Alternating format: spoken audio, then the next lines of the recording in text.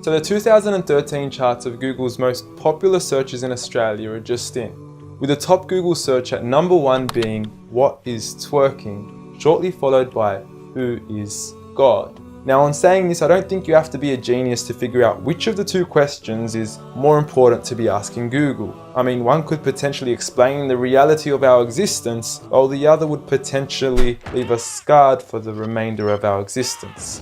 And look, I know there's a lot of skepticism surrounding this issue, and quite frankly, I don't blame you. I mean, the meaning of God has been thrown around so often we forgot what it means. From some Zeus-like man in the sky with a big beard, to Thor, to a half-animal, half-human creature, to Kanye West shamelessly producing a track titled "I Am God" on his album Yeezus, to Eminem then self-proclaiming himself as the rap god, a new brand of clothing titled "I Am God", and who could forget Justin Bieber and his believers. You affectionately refer to your fans as beaners. No, believers.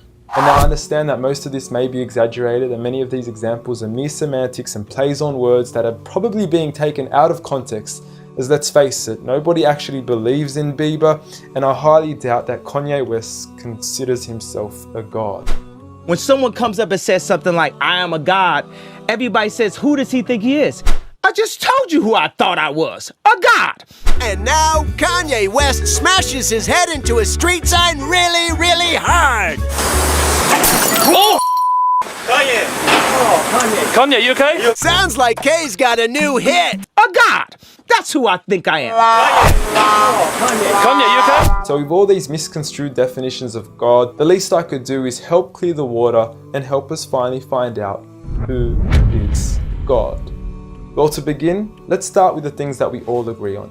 First and foremost, we're here. We just began and we exist. And like all things that begin to exist, they require a cause. Things don't just come out of nothing, and although at times we sometimes wish they would, they don't. If I told you that this glass sprang into existence, this glass made itself, you said Muhammad Ali's crazy. So in saying that, knowing the cause of us is crucial to understanding who God is. Although we are able to explain that we did have a beginning, as many leading cosmologists have affirmed, we are still left unanswered as to what was the cause of our beginning. And before you lash out saying, "Oh, but we can't see what happened before we began," or "you can't prove there was a creator," we say quite openly, neither can you disprove a creator. And by observing the reality of our world and our existence, its order, its structure, and the systems, I see no reason not to believe in a creator. But then one may ask, where did this creator come from? What was the cause of him? And it will go on forever and ever, which would most probably lead to us never have ever been created. So for God to exist, he must exist without a beginning, therefore not requiring a cause, making him eternal. He should also be transcendent from his creation and not bound by any of the realms he had created, whether it is time, space, or matter. For instance, when Steve Jobs makes an iPhone, he doesn't become the iPhone, he is separate. And of course, we could also argue that he is one. This makes the most sense, and it would also avoid any potential conflict between two disputing or powerful gods with conflicting interests. But we still don't know which god is he. Are you Zeus? Are you Thor?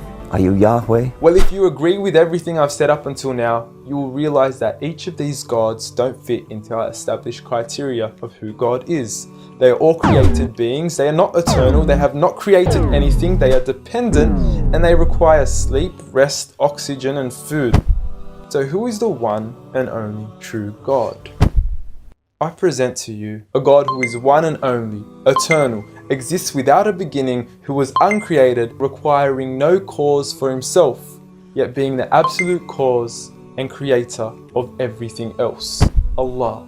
A simple definition of God that is logical and rational. There is nothing like him, no man, no creature, nothing imaginable. He is the one who is perfect, although I don't like using the word perfect because our understanding of perfection would never encompass his true essence. He is in control of everything, whereby nothing can harm us unless he wills it. He is the all-knowing, the all-hearing, and unlike our friend Kanye, he is the all-seeing.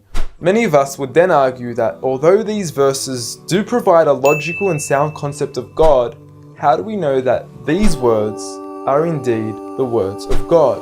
Well, first and foremost, the Quran isn't just any book. It was revealed over 1400 years ago as direct revelation from God to the final prophet Muhammad, peace be upon him, and was sent as the most eloquent piece of literature to before mankind.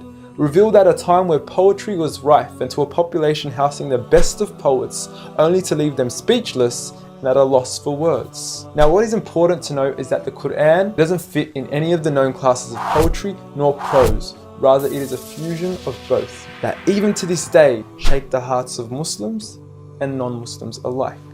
It's almost trance-like. But you can hear it's very euphonic.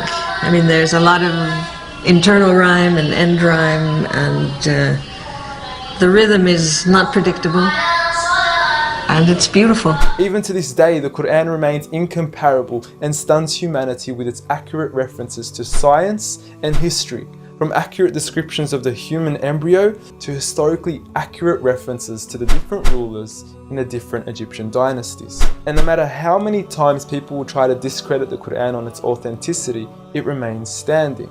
Will you please, at the very next science lesson, get some salt water, get some fresh water, and mix them and see what happens? The Quran says 2 seas, not 2 cups of water. And to those that doubt it is from God, the challenge is simple.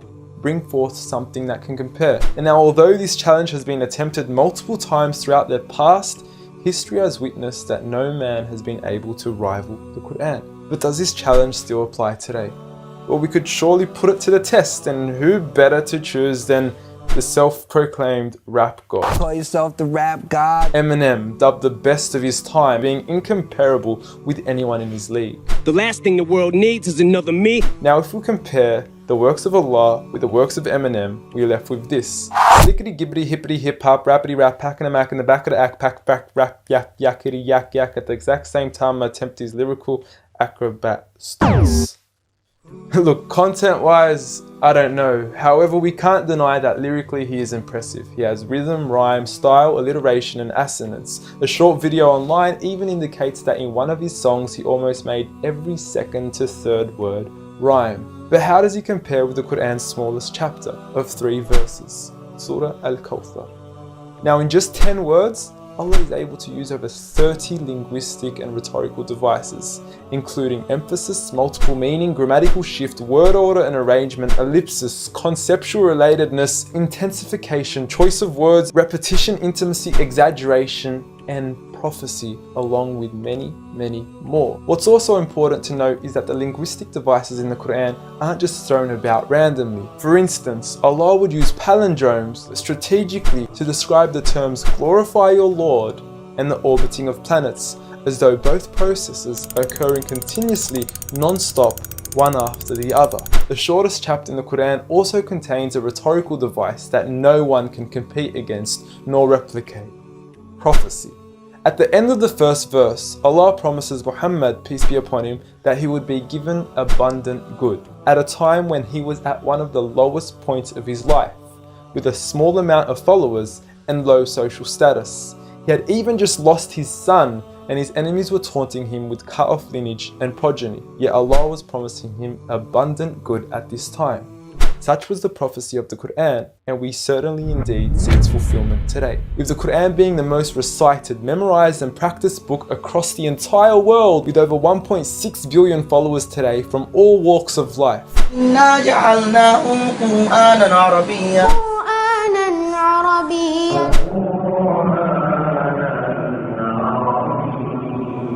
Now, I know many of you are probably thinking, okay, cool story bro, but what's the purpose of the Quran? Well, the importance is that it gives meaning to life.